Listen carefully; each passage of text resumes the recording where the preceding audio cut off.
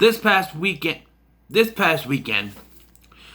I sat down and watched the first three Indiana Jones films with my son. So I figured now is the time to put out some reviews for those films. So we are tackling now Indiana Jones and the Temple of Doom. So growing up, this one was my favorite. I watched it all the time. Absolutely love this film. I did not really sit down and watch the other two straight up all the way through until Kingdom of the Crystal Skull was coming out, because I wanted to be familiar with it. And while you don't really need to, other than to know, who his father is. I mean, there's some things Raiders of the Lost Ark is really the most important one to watch, because really, watching through these, they don't mention Temple of Doom. In the rest of these, they have a Easter egg with the Ark of the Covenant in Last Crusade, and they show the Ark of the Covenant in Kingdom of the Crystal Skull, but nothing's really mentioned of Temple of Doom. I think Steven Spielberg is so ashamed of this film that he does not mention it in any of the rest of this film. In continuity, it takes place before the events of Raiders of the Lost Ark, and it's 2 years before. And it starts off differently than the others. In the rest of the films, it starts with Indy on a journey doing something like in Raiders, he's getting that idol. In Last Crusade, they show him the young version of Indiana Jones, and then they go to him trying to get the Coronado. In Kingdom of the Crystal Skull, he's on a journey with Mac, and we'll get to that when I get to that. But here, you start off in Shanghai, China, and he is bargaining with a gangster, Yakuza, whatever, named Lao She, for some kind of diamond. It's a diamond, and we meet a singer named Willie who sings the opening song, Anything Goes, and she becomes a hostage for Dr. Jones when Lao She tells him, I've poisoned you. And Indy has this other Chinese man with him who dies, and they say they have had many adventures before. We have not seen this guy before or since, so who knows what's going on. We don't even know Alfred Molina's story from the first one. He was just turned on Indy and he was dead.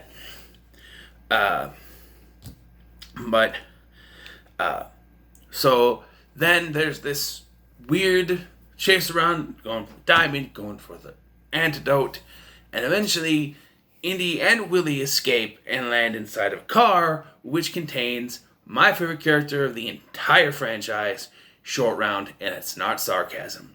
He's played by Ke Quan, and if you know that name, you say, hey, that sounds familiar. He was Data in The Goonies. And those are really only two films I think he's ever really done. If he's done more, I'm sorry, but those are the only ones I know him from.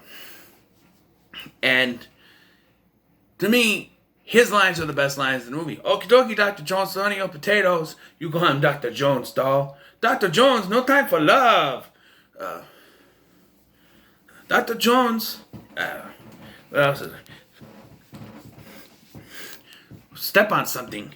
Feels like stepping on a fortune cookie. That's no cookie. I love his... People say he's annoying. He's not annoying. To me, he's not annoying. Who is annoying is Willie. Because every chance she gets, she's screaming her full head off. It's something...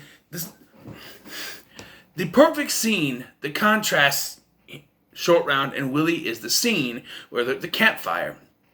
And Shorty and Indy, they're playing cards. And Indy is being accused of cheating by Short Round. You cheat, Dr. Jones. You cheat. I'm very little. You cheat very big. And then Indy finds the card in his sleeve. And then they're arguing. They're going back and forth. They're arguing. And this whole time, Willie is constantly running into something that she's screaming at. There's a bat. She's trying to hang close. She finds a bat. She's screaming and stuff. The one thing she does not scream at that gets Dr. Jones going is when the elephant won't leave her alone.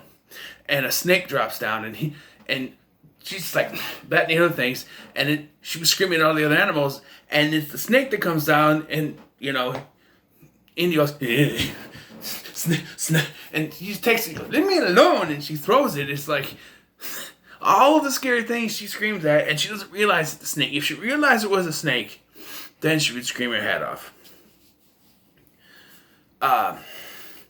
So after they escape from Lao She, they get onto this freighter cargo train. We get a cameo from Dan Aykroyd. Why, I don't know. Maybe he just wanted to be in a Spielberg movie.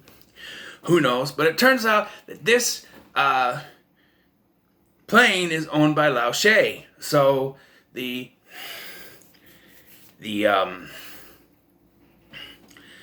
pilots jump out with the parachutes and leave the other three there. And so they escape using a raft.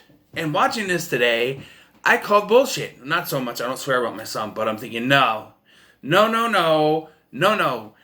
People shout out and yell constantly about the nuke the fridge moment in Kingdom of the Crystal Skull, but this is less believable than that.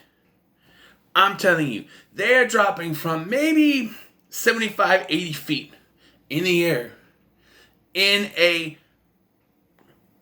inflatable raft. And they drop. And one, it lands perfectly. Circling around perfectly. No, the way their weight is, it would go boom, and go poof, and they'd be squished. That's that. But no, it lands perfectly. It doesn't fall at all. It spins around and lands perfectly. They survive. Bullshit. But the believability in this film it's different because there is supernatural things at work. That's not supernatural though. So they get there, they land in India. They want to go to Delhi, but the guy says, no, you will go to Pankot. You will go to Pankot Palace and you will rescue our children. Because this guy with the goofy poofy side hair says that Indiana Jones is destined to come here and save the children. And so they go to Pankot Palace and they talk to the guys. And they realize that the evil Thuggy cult, long thought gone, are still around. And they have taken these children and they're forcing them to be slaves to dig for the last two Shankara stones. These stones are magic, supposedly.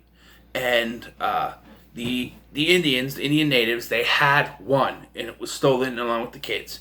And then there's two more in the palace. And so they're digging for the other two, because there's 5 initially. And they have this sort of fake Maharaja. Maybe he is the Maharaja and he's just under their control. But he is under control. It's very obvious the way he talks. I have heard stories of this cult. Just the way he talks. You see Bolaram, the leader of this cult. And he's this big guy. He's the guy who goes, Kalima Shaktite. And he takes the guy's heart out. Anumsio. And they lower him down and his heart sets on fire. I've always loved that sequence. And then India comes under their controls. And he spits it out first, this blood and whatever. And he gets under their control anyway. And it's fire from Shorty that saves him. And then they have to save Willie. But it's not over yet. Once they save Willie, they gotta get out. And they're on the bridge. And it's my favorite moment in the film. Now you'll meet Kali in hell. And the bridge falls. And they think he's dead, except for this is a prequel. So you know he's not dead. And just the parts, you don't see the alligators, the crocodiles, whatever, eating the people. You see them fall, and then you see the crocodiles down there with their clothes. And you know, despite all the stuff, the dinner scene with the chilled monkey brains and the eating the bugs is probably the most disgusting thing you'll ever see. And it's awesome. Sitting there watching this today with my son, he's going, when they're eating chilled the monkey brains and stuff like that. It's like, I would not eat that. And then when Indy brings in the apples, yes, apples. I eat the apples, not the bugs. Eyeball soup? No eyeball soup. You know? And yeah, and in the end, Indy and them, they bring the kids back. They give this one stone, which is the only stone that survives. The other 2 fall into the river, which is not needed. They just need the one stone. And yeah, it's, and then Willie, you gotta have her whole little thing at the end. But to be honest, I think this film, I mean, this and Gremlins were the two films, both, had to do with Spielberg, but they're the two films that got the PG-13 rating going, and this film is probably the more of the two that had the PG-13 rating going. But I don't get the hate for this film. And now I think now that Cream of the Crystal Skull is out there and all the hate's on that one, people are starting to appreciate this one a little more because, well, it gets into that territory of being weird and creepy and freaky and stuff like that. It's enjoyable. And yes, Willie is annoying. I don't get the annoyance for Short Round. I love Shorty. I wish he would have been in more. My son even asked, is he in any more movies? I'm like, no, unfortunately not. We get a Shia LaBeouf, though.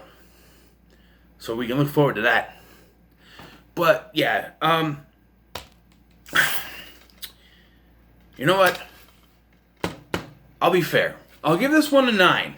Because I know it's not as good as Raiders, but I have a history with this film. I gotta give it at least a 9. So there you go. So what are your thoughts on Indiana Jones and Temple of Doom? Let me know in the comments below. Make sure to like, share, and subscribe. Thank you for watching. I've been Scotty. I'll see you in the next one.